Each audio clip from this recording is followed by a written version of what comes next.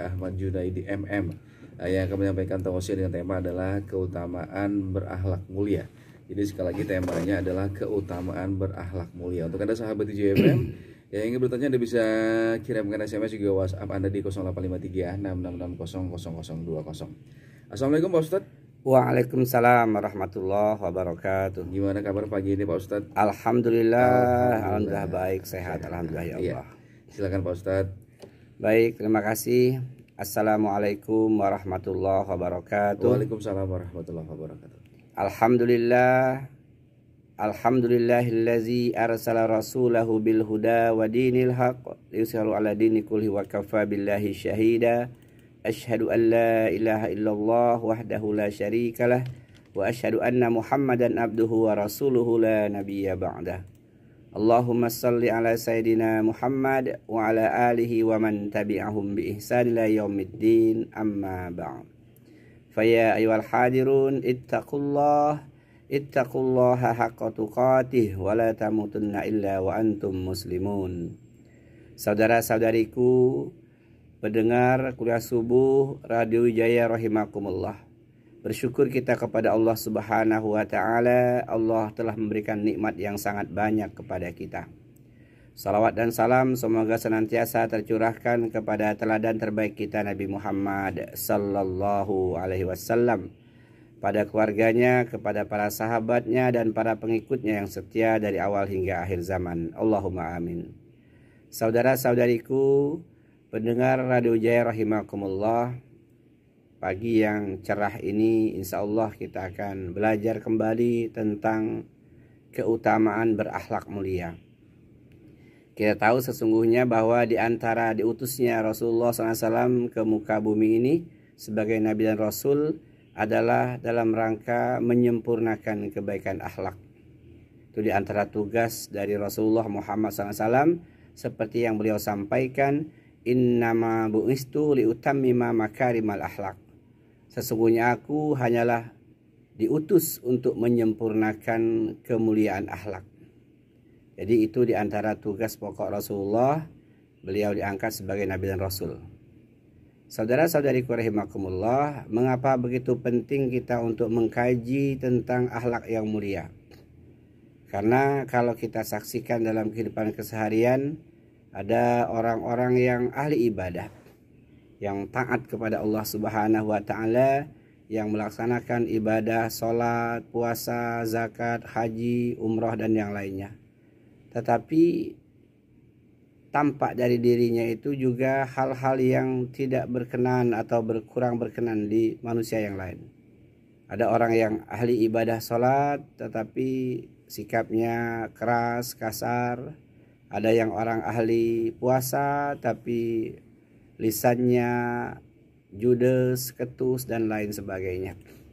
Maka sudah seharusnya kita memahami, mempelajari tentang akidah akhlak yang mulia ini, karena ini suatu perkara penting.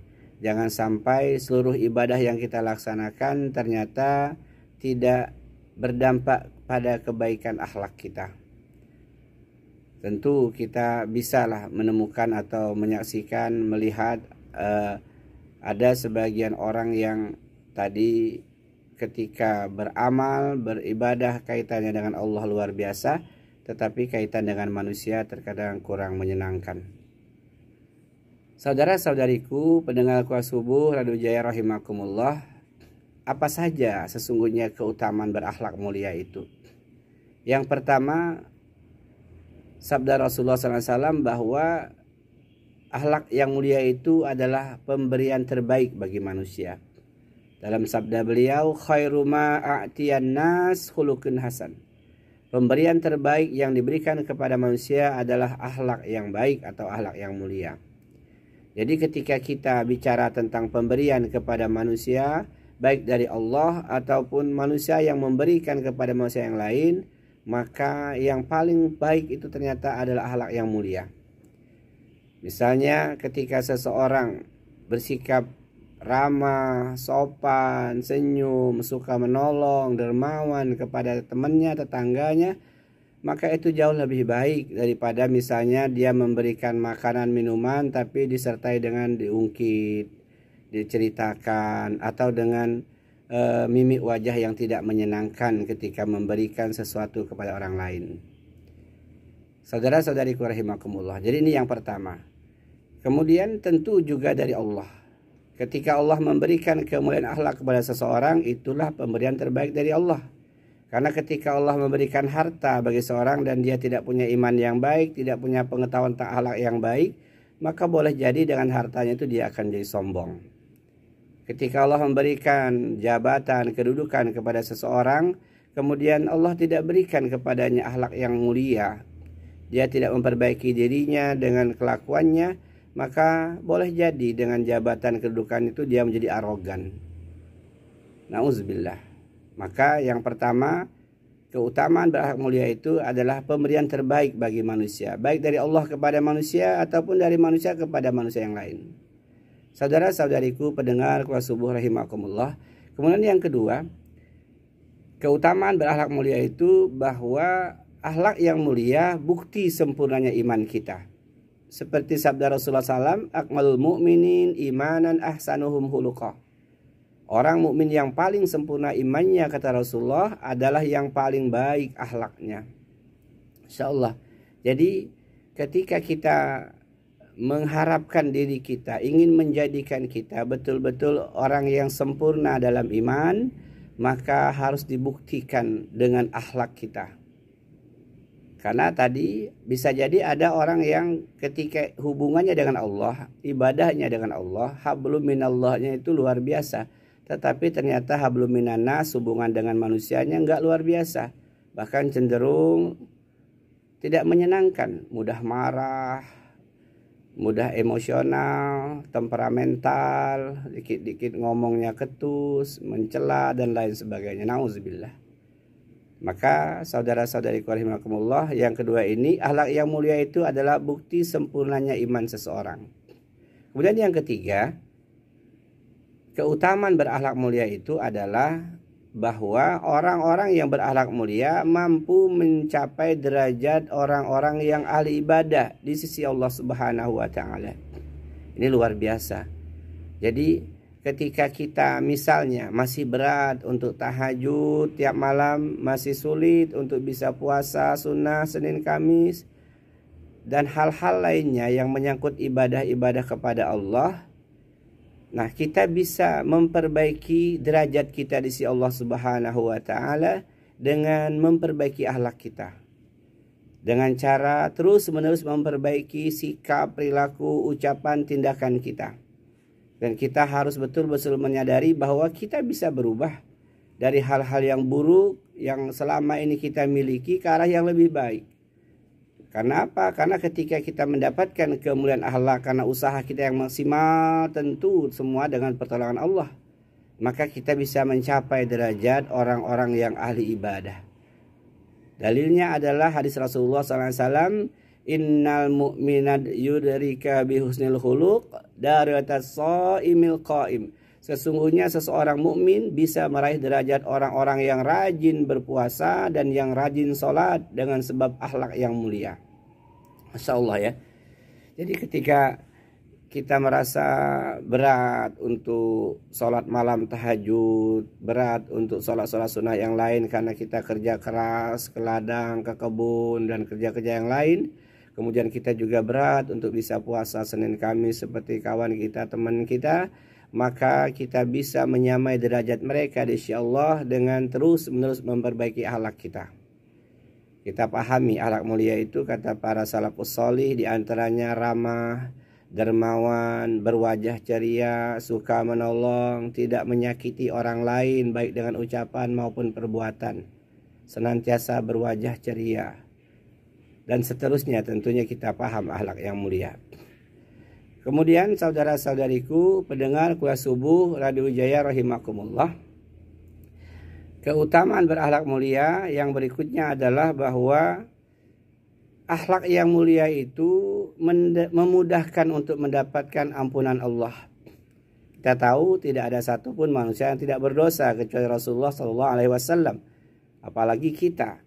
Artinya ketika kita mengharapkan cepatnya ampunan Allah terhadap dosa-dosa kita, kita menginginkan Allah mengampuni dosa-dosa kita, maka dengan akhlak mulia itulah Allah mempercepat mengampuni dosa-dosa kita. Masya Allah, luar biasa.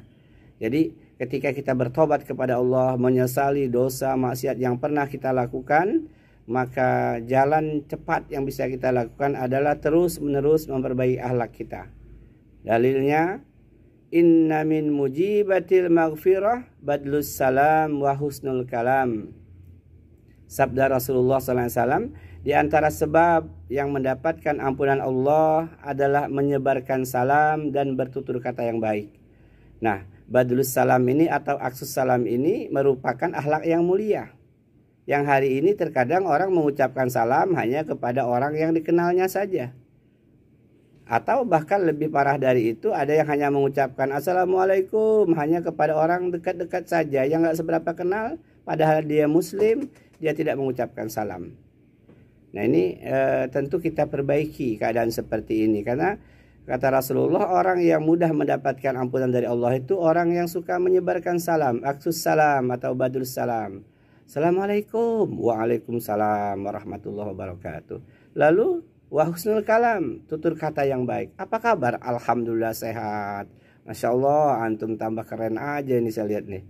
Nah itu saudara-saudariku rahimakumullah, menebarkan salam, mengucapkan salam, berkata yang baik, ini mempercepat kita mendapatkan ampunan dari Allah dari dosa-dosa yang pernah kita lakukan. Kemudian selanjutnya, saudara-saudariku rahimakumullah, keutamaan berakhlak mulia adalah bahwa akhlak mulia itu nanti di yaumil kiamah akan menjadi pemberat timbangan kebajikan di yaumil mizan. Masya Allah. Jadi kata Rasulullah, tidak ada sesuatu yang lebih berat pada timbangan kebajikan nanti seorang mukmin di hari kiamat daripada akhlak yang mulia. Kata para ulama menjelaskan bahwa ketika ditimbang akhlak mulia itu, seolah-olah timbangan yaumil mizan itu tidak mampu menampung pahalanya, kebaikannya, beratnya kebaikan pahala dari akhlak yang mulia. Mamin syai'in asqalu min mizanil mu'min yaumal qiyamah min hulukin hasan. Kata Rasulullah SAW, tidak ada sesuatu yang lebih berat pada timbangan kebajikan seorang mukmin pada hari kiamat daripada akhlak yang mulia. Masya Allah. Jadi akhlak yang mulia itu timbangan beratnya pahala yang didapatkan nanti, kata para ulama, mampu mengalahkan amal-amal sunnah yang lain. Tentu kalau amal wajib kita pasti sudah lakukan. Jadi dia mampu mengalahkan amal-amal yang sunnah yang lainnya ketika seseorang mampu menjadikan dirinya pribadi yang berakhlak mulia. Jadi di hari kiamat itu dia merupakan pemberat timbangan kebaikan yang paling utama. Maka tentu kita berusaha untuk meraihnya. Terus menerus memperbaiki diri kita. Jangan pernah merasa sudah menjadi orang baik. Tanya kepada istri kita, anak-anak kita, teman dekat kita, apakah saya sekarang lebih baik dari dulu-dulu? Kalau belum, maka terus menerus kita memperbaiki. Jangan pernah merasa paling pintar, paling benar, paling baik. Nauzubillah. Karena manusia itu biasanya cenderung stagnan. Dia merasa sudah baik, nggak perlu lagi memperbaiki diri. Itu yang paling rugi tentunya. Saudara-saudariku pendengar subuh rahimakumullah. Kemudian yang berikutnya, apa keutamaan akhlak yang mulia? Yang berikutnya adalah, kata Rasulullah, nanti di hari kiamat orang yang dicintai oleh Rasulullah dan yang paling dekat tempat duduknya dengan Rasulullah adalah mereka yang paling baik akhlaknya. Masya Allah ya. Akhlak mulia itu mengantarkan seseorang untuk berada dekat-dekat dengan Rasulullah SAW pada hari kiamat. Saudara-saudariku pendengar subuh rahimakumullah. Kemudian tentu terkadang kita lupa apa sih akhlak yang mulia itu. Apa saja contoh sederhana yang bisa kita amalkan tentunya dalam keseharian kita. Yang pertama tentu ramah ya. Ramah, supel, tadi mudah menyebarkan salam, mengucapkan salam, menanyakan apa kabar, lalu berwajah berseri-seri, senantiasa gembira. Walaupun kadang dompet lagi kosong ya, tipis ya, tetap gembira juga ya. Tetap ceria, bertemu dengan orang tuh senyum, senang gitu. Kemudian contoh akhlak yang mulia itu tidak menyakiti orang lain, tidak mencela, menghina, mengejek, ataupun menyakiti orang lain dengan perbuatan dan lain sebagainya. Kemudian bersifat dermawan. lalu senantiasa suka berbuat kebaikan, suka nolong orang lain, senang dia kalau bisa menolong kawannya, menolong saudaranya, menolong orang-orang di sekitarnya. Dan dia senantiasa gembira dengan kebaikan-kebaikan yang dilakukannya, bergegas melakukan kebaikan, tidak menunda-nunda. Insyaallah. Jadi ada banyak sekali contoh yang diberikan oleh para salafus saleh terdahulu untuk memberikan teladan kepada kita apa saja contoh-contoh akhlak yang mulia itu. Saudara-saudariku pendengar Qasibur rahimakumullah, kemudian kita lanjutkan, apalagi keutamaan dari seseorang yang berakhlak mulia. Yang berikutnya adalah bahwa akhlak yang mulia itu menjadi penghalang kita dari azab api neraka. Jadi kata Rasulullah SAW ketika bertanya kepada para sahabat, maukah kalian aku tunjukkan orang-orang yang haram baginya tersentuh api neraka? Para sahabat menjawab, mau ya Rasulullah. Lalu beliau bersabda, yang haram disentuh oleh api neraka adalah orang-orang yang hayyin, layyin, qarib, dan sahl. Empat-empatnya ini saudara-saudariku rahimakumullah merupakan akhlak semua. Yang pertama adalah hayyin. Hayyin itu tenang, tidak terburu-buru, tidak mudah mencela, tidak mudah mengumpat. Kalau merespon sesuatu yang sampai kepadanya, baik berita-berita yang menyenangkan atau yang tidak menyenangkan, dia responnya tuh tenang, tidak terburu-buru langsung menghujat dan lain sebagainya, atau langsung naik darah, naik pitam dan sebagainya. Itu adalah sifat orang yang diharamkan disentuh api neraka, yakni hayyin. Tidak mudah marah, tidak emosional, sabar, pelan, tenang dalam menghadapi sesuatu. Tidak mencela, tidak suka menghujat, tidak suka mencaci dan lain sebagainya, itu hayyin. Kemudian yang kedua kata Rasulullah, orang yang tidak tersentuh api neraka itu orang yang layyin. Layyin, lemah lembut dalam ucapan dan perbuatan. Senantiasa menginginkan kebaikan kepada orang lain. Selalu mencari uzur kalau menemukan kekurangan dari kawannya. Kenapa dia diam aja ya? Oh mungkin dia lagi sakit gigi. Kenapa dia nggak datang tadi? Kok nggak kumpul, dia udah diundang. Kayaknya dia lagi ada keperluan penting. Kita maklumin aja. Nah itu ciri orang-orang yang lain. Kemudian yang qarib kata Rasulullah. Qarib itu orang yang supel, mudah bergaul, akrab. Kalau ketemu orang walaupun baru ketemu hari itu, tapi dia sudah bisa menunjukkan seolah-olah sudah lama kenal. Akrab, ramah, supel, mudah bergaul. Kemudian yang sahl kata Rasulullah itu adalah orang yang senantiasa memudahkan urusan orang lain. Dia nggak mau mempersulit orang lain. Kalau ada orang butuh dengan dirinya, maka dia percepat selesaikan. Kalau bisa lebih baik, lebih cepat, kenapa ditunda-tunda? Jadi yang sahal ini selalu ingin memudahkan urusan orang. Dia tidak mau menyulitkan urusan orang lain. Tidak mau membuat orang lain yang punya masalah dengan dia itu semakin sulit, semakin tersiksa ya. Saudara-saudariku pendengar kuliah subuh rahimakumullah. Kemudian yang terakhir di antara kemuliaan atau keutamaan berakhlak mulia adalah akhlak mulia ini paling banyak memasukkan orang ke surga. Ketika Rasulullah ditanya oleh sahabat, siapakah orang yang apakah yang paling banyak memasukkan orang ke dalam surga? Beliau menjawab, yang paling banyak itu adalah orang-orang yang takwa kepada Allah dan berakhlak mulia. Artinya dia jalankan kewajiban fardu yang wajib dari Allah, kemudian dia berakhlak mulia. Kemudian apakah yang menyebabkan paling banyak orang dilemparkan ke neraka? Kata Rasulullah SAW, yaitu mulut dan kemaluan. Aksarul khotoya bani Adam min lisanihi, sabda Rasulullah, yang paling banyak menyebabkan orang dilemparkan ke neraka, berbuat kesalahan akhirnya dilemparkan ke neraka, yakni karena lisannya dan juga karena kemaluannya. Demikian saudara-saudariku rahimakumullah, kajian kita pada pagi hari ini tentang keutamaan berakhlak mulia.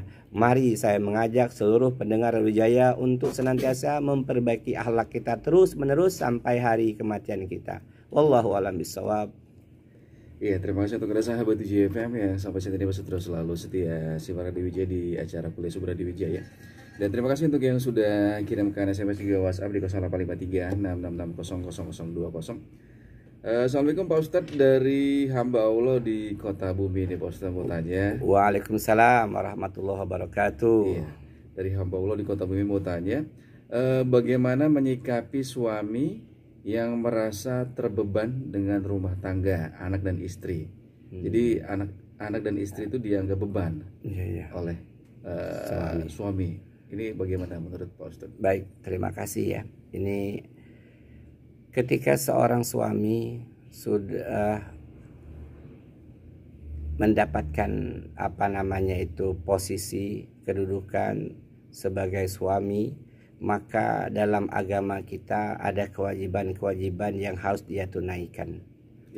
Yang pertama, kewajiban itu adalah makanan, nafkah keluarga berupa makanan. Yang kedua, pakaian. Yang ketiga, tempat tinggal. Yang keempat, pendidikan. Yang kelima, perhatian. Itulah tugas seorang suami, seorang kepala rumah tangga. Karena udah jelas dalam agama ini, berumah tangga itu ada sisi tanggung jawab. Ar-rijalu qawwamuna 'alan nisa bima fadallahu ba'dahum 'ala ba'din wa bima anfaqu min amwalihim. Firman Allah, laki-laki itu pemimpin bagi para wanita disebabkan mereka memberikan nafkah dari hartanya kepada orang yang dipimpinnya. Dan Allah telah lebihkan laki-laki dibandingkan wanita. Dia lebih kuat, lebih gagah, lebih siap untuk mencari nafkah. Dia punya sifat kepemimpinan dengan mengayomi, melindungi. Dia senang kalau bisa membuat orang lain itu bahagia. Itu memang kodratnya laki-laki, fitrahnya laki-laki, fitrahnya suami. Jadi kalau ada suami yang merasa berat dengan beban sebagai kepala rumah tangga, coba belajar lagi tentang kewajiban sebagai seorang suami. Coba bertanya kepada seorang ustaz untuk tahu apa sih kewajiban saya ini. Jangan sampai gara-gara tidak memahami kewajiban sebagai seorang suami, lalu dia merasa beban yang berat sebagai kepala keluarga. Sesungguhnya beban yang berat ini, saudariku, itu penyebab utamanya lebih kepada ambisi terhadap dunia ini. Ketika dia melihat orang lain itu sukses dalam ukuran dunia, maka dia merasa kurang kepada keluarganya, merasa gimana meraih itu semua supaya saya bisa seperti mereka. Inilah yang akhirnya membuatnya jadi beban berat. Padahal sesungguhnya kalau kita memberikan makanan, minuman, pakaian semampu kita. Tidak ada keharusan harus seperti tetangga kita mampu membelikan mobil misalnya, enggak. Semampu kita. Tidak harus dipaksakan. Tidak harus dipaksakan. Ini yang sering terjadi seperti itu. Akhirnya dia berpikir, aduh ini beban kok berat ya supaya bisa seperti sebelah. Enggak, semampunya. Yang penting berusaha ikhtiar terus menerus sambil tetap takwa kepada Allah. Jangan sampai nanti ketika sudah nemen betul ngejar dunia ini mengabaikan kewajiban-kewajiban utama. Misalnya sholat. Ada orang meninggalkan sholat, wah saya nggak bisa sholat Pak, saya harus nafkahin keluarga, banyak yang harus saya penuhi. Nah ini keliru. Jadi saran saya kepada ibu yang bertanya, cobalah sekali waktu usulkan, sarankan sang suami untuk bertanya kepada ustaz tentang apa sih kewajiban seorang suami itu bagaimana sih? Ya. Nah, seperti itu. Wallahu a'lam bishawab. Ya. Assalamualaikum Pak Ustadz, dari Siti di Resa mau tanya nih Pak Ustadz. Waalaikumsalam warahmatullahi wabarakatuh. Iya, mau tanya bagaimana kita punya salah sama teman Pak Ustadz dan udah minta maaf tapi tidak mau dimaafin. Ini kita harus bagaimana ya Pak Ustadz? Ya, terima kasih. Ya. Jadi Siti telah melakukan hal yang benar. Ketika kita melakukan kesalahan kepada orang lain, tindakan yang paling pertama menyadari kita salah, bertobat kepada Allah, lalu meminta maaf kepada orang yang kita zalimi. Man kana lahu muzlimah falyastahilhu. Barang siapa yang berbuat zalim, kesalahan kepada orang lain, maka cepat-cepatlah dia minta dihalalkan, minta maaf maksudnya. Itu sudah tepat. Adapun ketika yang kita tadi sudah minta maaf kepadanya, dia nggak memaafkan, itu urusan dia dengan Allah Subhanahu wa Ta'ala. Kalau dia paham agama, ya saya yakin dia akan memaafkan. Karena tidak ada teman, kawan, saudara yang sempurna. Ketika dia sudah menyadari kesalahannya, tentu dia sudah minta ampun kepada Allah, lalu dia bergegas minta maaf kepada orang itu udah sifat yang luar biasa. Jarang zaman hari ini orang yang menyadari kesalahannya lalu minta maaf. Orang senantiasa merasa benar. Nah, maka yang dilakukan oleh Mbak Siti itu sudah benar. Insya Allah itu sudah benar. Pas seperti itu, sadari kesalahan, taubat kepada Allah, minta maaf kepada orang yang kita zolimi. Adapun tentang tindakan dia nggak memaafkan, itu urusannya dengan Allah. Rugi besar dia kalau nggak memaafkan orang yang sudah minta maaf. Kenapa? Karena ada pahala yang luar biasa termasuk akhlak mulia ketika kita mampu memaafkan orang lain. Wallahu a'lam bishawab. Ya. Pertanyaan terakhir Pak Ustadz dari Pak Imron di Jenewas. Pak Ustadz mau tanya, apakah akhlak yang baik itu didapat dari bawaan atau fitrah atau dengan dipelajari itu Pak Ustadz? Masya Allah, luar biasa ini ya. Jadi ini Pak Imron pertanyaannya mantap benar ini ya. Jadi apakah hal yang baik itu memang bawaan, pemberian dari Allah, dan ataukah memang karena dipelajari? Nah Pak Imron, ini dua-duanya, dari dua-duanya. Dalilnya mana? Ya kita tahu, kullu mauludi yuladu alal fitrah, kata Rasulullah. Tiap-tiap bayi yang lahir dalam keadaan fitrah, dalam keadaan yang suci, dalam keadaan yang baik. Fa'abawahu yuhawidanihi au yunassiranihi au yumajjisanihi. Ini kaitannya dengan agama, tapi juga agama adalah akhlak ya. Dalam agama itu kita diajarkan akhlak. Peran kedua orang tuanya lah yang menjadikan dia Yahudi, Nasrani atau Majusi. Artinya manusia lahir siapapun dia ke muka bumi ini fitrahnya baik, suci. Dia menuhankan Allah dan dia berakhlak mulia, sudah seperti itu. Tetapi ketika dia lahir, peran kedua orang tuanya lah yang bisa mengubah kefitrahannya itu. Maka di sini pada faktor yang kedua dia harus belajar. Siapa yang mengajari? Orang tuanya. Madrasah paling pertama ibunya. Ketika ibunya sudah terbiasa dari kecil bersikap lemah lembut kepada anaknya, berbicara yang sopan, yang santun, yang bersih, yang jauh dari ucapan-ucapan tercela, anak pasti akan mengikuti. Ustadz, ada yang membangkang, 1 di antara 1000, wajar. Ada banyak contoh ya. Jadi kalaupun sudah kita didik dengan sebaik-baiknya akhlak, insya Allah dia dalam pengajaran yang baik. Jadi 2 Pak Imron. 1, memang itu sudah ada bawaannya sejak lahir, dia fitrah, dia suci, dia mulia, dia baik. Yang kedua, ketika tidak dijaga kefitrahan ini, tidak dididik dengan akhlak yang islami, maka dia bisa berubah. Jadi 2 hal ini sudah ada, orang tuanya baik, mak bapaknya baik, akhlaknya mulia, kemudian lahir anak mereka, lalu anak ini dididik dengan cara yang baik, diajarkan cara yang baik. Insya Allah itulah bagian dari pendidikan kita untuk menjadikan anak-anak kita itu berakhlak mulia. Mengapa anak kita hari ini kalau ngomong jerit-jerit, teriak-teriak sama temennya, ngomong kotor dan jorok? Karena sering dia dengar omongan yang sama di rumahnya. Na'udzubillah, summa na'udzubillah.